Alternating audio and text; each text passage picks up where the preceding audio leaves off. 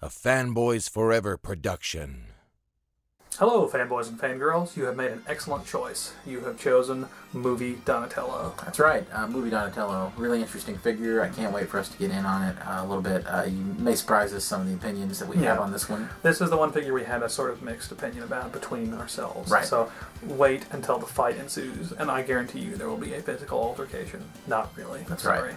So, we can't make those kinds of promises. But we can promise you that we will review this figure in a fair and balanced fashion and with tons and tons of personal bias. Yes. And probably a few personal insults thrown That's out right. there. I'm just going to go ahead and say it, so nobody's feelings are hurt. Except that's definitely my intention, to hurt his feelings. Already incredibly hurt. Good. So, let's go ahead and get right into it with a closer look at the highly controversial 1990 Movie Donatello from Playmates, 2014 San Diego Comic-Con Toys R Us exclusive. 32 points for articulation. Playmates toys. A paycheck come in from Playmates here? I don't know, man. This electricity's not going to last forever. Hope the food lasts. Greetings, fanboys! Once again, here we have another closer look at one of the Ninja Turtles from the 1990 Jim Henson movie series from Playmates. Mm-hmm. We got Donatello this time. The Corey Feldman. Yep. Folks, if you're tired of waiting for that Lost Boys or Goonies figure that you've been hoping for all these years, if you want your new modern style collector scale Corey Feldman action figure, this is the best you're going to do and probably ever will do. And after years of drug and alcohol abuse, it looks just like him. I hope it wasn't an ancestor. I kind of hope it was. Yeah. Folks, as we said, Donatello was really the only figure that we had a fairly split opinion on between the two of us. I think we both liked him fairly well, but we're going to give you some more details as to why we did exactly. And I think Jared is going to lead off with the sculpt. That's right. Here we have Donatello, as we can see. The sculpted elements are really nice, depending on your opinion of the figure. But let's just go ahead and get it out of the way and start with the head sculpt. This head sculpt is going to divide a lot of folks. To me, Donatello has too much of a cartoony look to his face. And when I think of the Corey Feldman Donatello from, that first movie, I tend to think of a pretty somber, kind of big jaws sort of face. But Brandon, you believe that this is actually derived from a certain still or a certain scene from the movie. We're going to pull it up. I'm pretty sure that it is modeled directly after the shot where the Foot Clan is holding Donatello's head under the water in April's fish tank, and then he squirts the water at him. I think it's the water squirting face. Let's have a look at that frame. Yeah. Now, I don't know. That's just me. I mean, you may think differently, but I'm pretty sure that's going to be it. That weird little sound effect. That weird NES type sound effect. Yeah.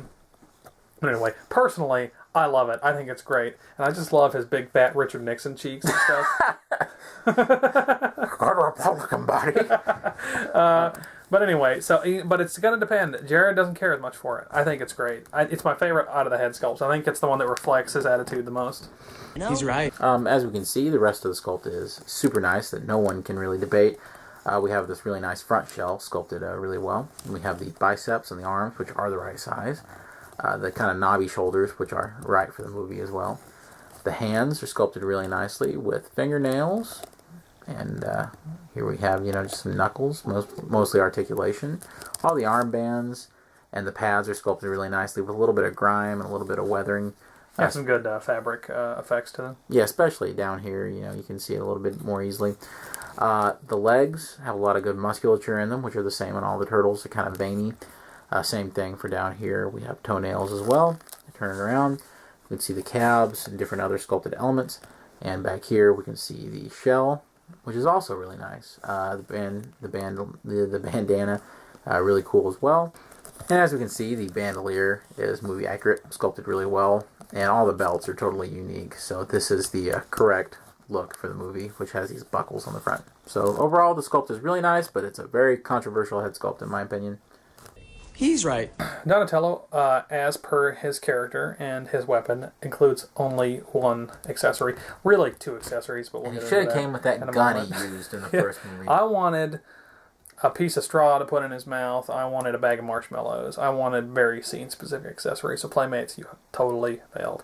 Not really. You've done a very good job. And I hope nobody out there's feelings got hurt because I said that, because I didn't mean it. I swear. Anyway, here is Donatello's bow staff.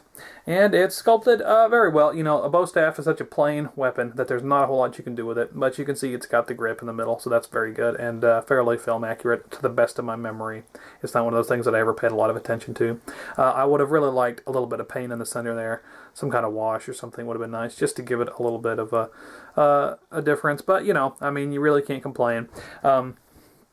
It's a little crooked. It's the sort of thing you may want to heat up with a hairdryer or some boiling water and straighten out and make sure that it's good to go. For me, it's hard to tell whether or not they intend it to be crooked. Yeah, it may well be an idea, but I would prefer it to be a little straighter.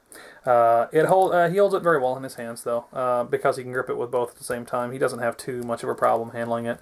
It probably could have stood to be about a half an inch longer, actually, to come off better, because it seems just a tad short, but I mean, it certainly does the job. His other accessory, if you want to call it that, is the base stand, which is very nice.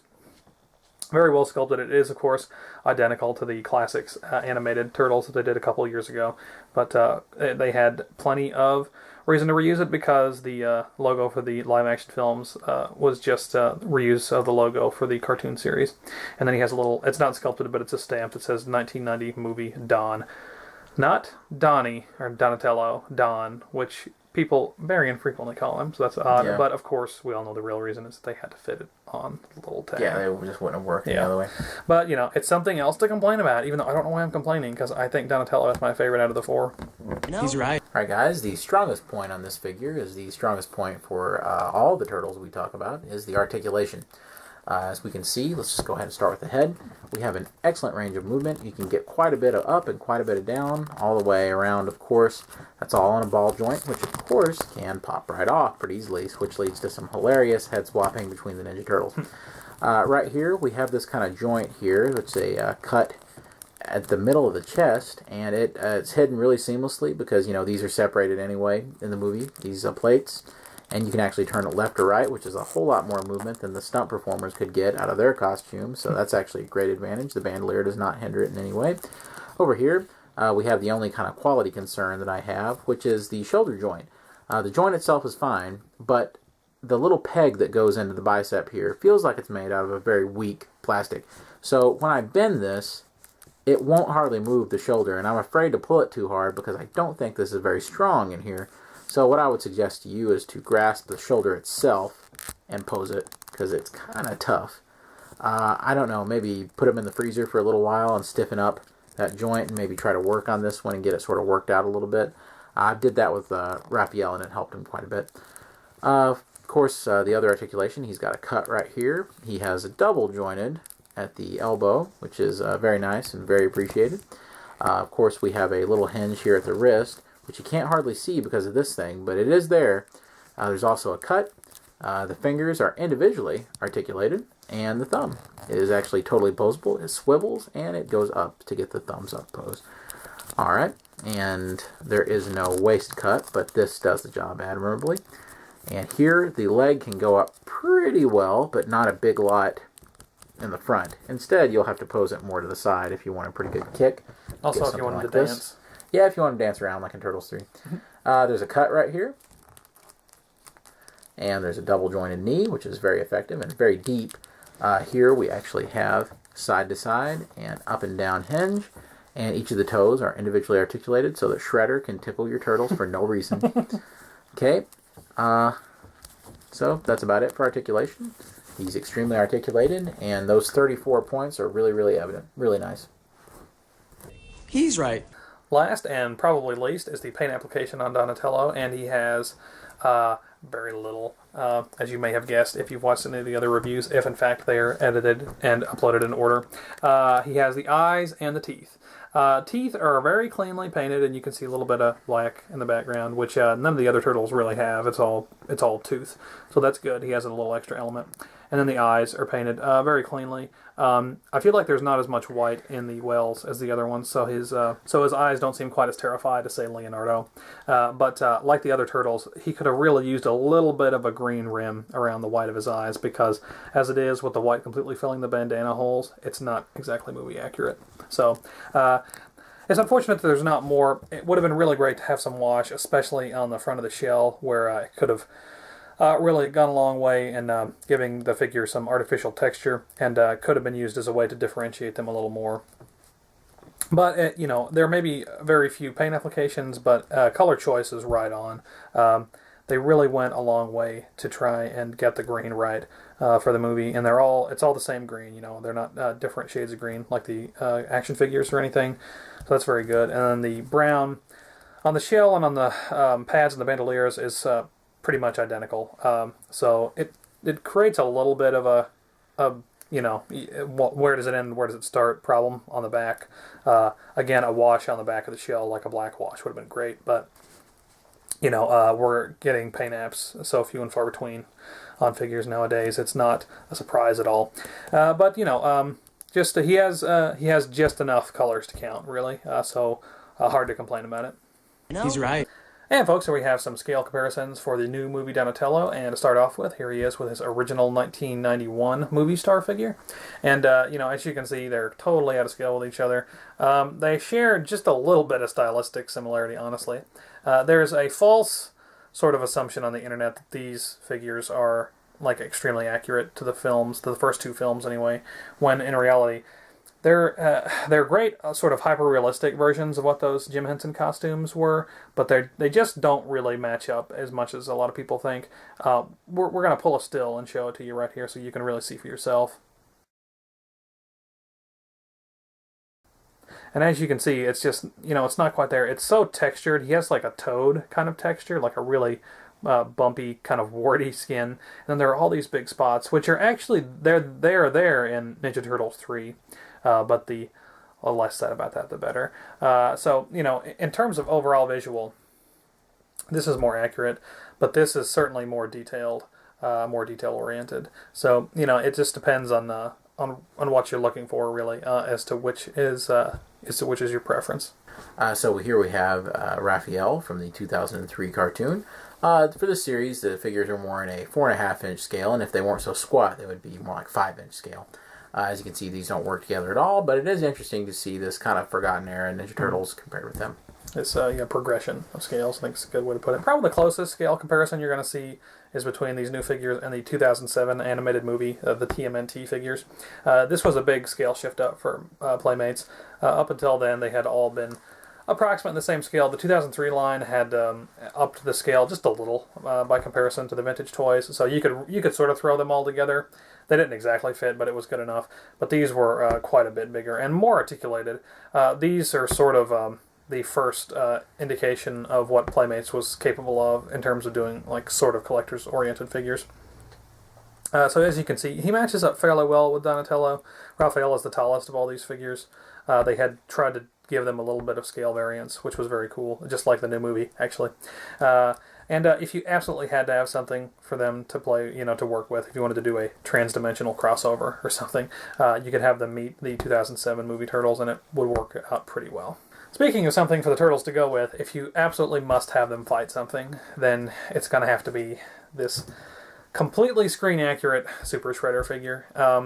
Now, I don't know, maybe I'm remembering it wrong, but it seems to me like this is perfect, like scale perfect. Is that what you remember? I feel that I may have oversold this a bit in the other reviews, but then again, I feel I've not oversold it. As a matter of fact, I've undersold it. Yeah. This is the perfect companion for your Donatello, because I remember that Super Shredder was exactly this size. Yeah, I believe he clocked in at about 3 feet tall. As a matter of fact, I think I remember he knocked over a small weed and a dandelion as he came over. I think there was something about dandelions. Yeah. I may be putting parts of the movie together that didn't go together, but then again, I don't think I am. Wasn't Donatello on that ranch and they fought at the end of the movie that? Yeah, they went back to the farmhouse. They had a gunfight, didn't they? Yeah, they were shooting at it was Donatello and Robert Duvall stuck behind that wagon, and they had to shoot out with those guys. Why are people still even watching this video? You're way off base.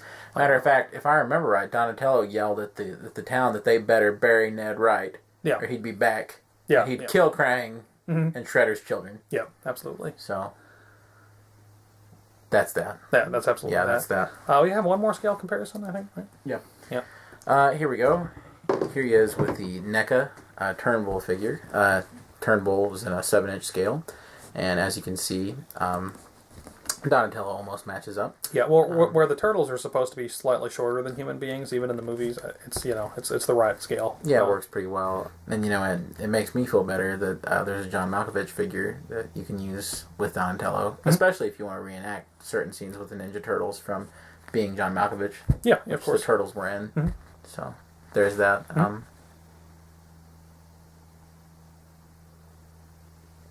think that's all I got to say about that. I think I need to go to church. Load the cream in it on the train. Dynamite the rest. He's right. Alright guys, that was our closer look at movie Donatello, and as you can see, some mixed opinions going on here. Like Brandon said, a really interesting head sculpt, and there's definitely a lot going on there. Yeah. There's definitely a lot of sculpting going on there. Like the other figures in the line, honestly, it just comes down to a matter of taste. If you just happen to really personally like the frame that they seem to be trying to replicate with the head sculpts, then you're going to be more drawn to it. And I just personally got a bigger kick out of the head sculpt than Jared did, I think. So to him, it was more of a distraction, I think. To me, whenever I think of the Corey Feldman Donatello from the first movie, I always think of like pursed lips and kind of closed mouth and all that. And so, like I said in the closer look, it was kind of a distraction for me. For that reason, I still have to consider that he comes with a display stand, a rather large weapon. He's really nicely painted. He's got a nice bandolier. He's sizable. He's almost 7 inches tall. And after all said and done, I still have to consider that outweighs the head sculpt problem. So I'd definitely give him between a 3 and a 3.5 star rating still. Yes. Out of 5. Yeah, I think that Donatello is my favorite of the four. Honestly, not just because of the head sculpt. I just think he comes off very well, and I like his accessory a lot, and his chest strap and everything comes off very well. I think also it's gonna be funny. I think his the ties on the back of his bandana are the best out of the four. So little things like that. So I would give him 4 out of 5 stars. I don't think that there are no 5-star figures in this line. Playmates is of course brand new to doing collectors type figures. Except for some reissues, they've never catered to the collector's market prior to this, really. So, this is still new territory for them, and this, that's definitely reflected in these figures. Even though I think these are better than the previously animated style. That's right. Turtles. They're definitely a step up. But still, they've got a little ways to go, and hopefully they continue to get better and better at it. All right, guys. So it was our pleasure to share with you our review of the modern movie star Donatello, I guess you could call him. But not to be confused with. This nomenclature is throwing me completely off because we have the new movie Turtles for the new movie that's coming out, and we also have the new movie Turtles that are the new figures of the Turtles from the old movies. So we keep saying, "Hey, do you want to do that? Do you want to review the Turtle blah blah blah blah?" And it's confusing. Yeah, it's very distracting. Yeah. But we were really happy we could share this with you guys. Absolutely. Hopefully, we've helped you guys make a decision on whether or not this is worth your hard-earned $20. It's a lot to ask, but that's the way 6-inch figures are going. You do get what you pay for. So, guys, once again, this has been Jared. And this has been Brandon. And we are Fanboys Forever. And we are signing out.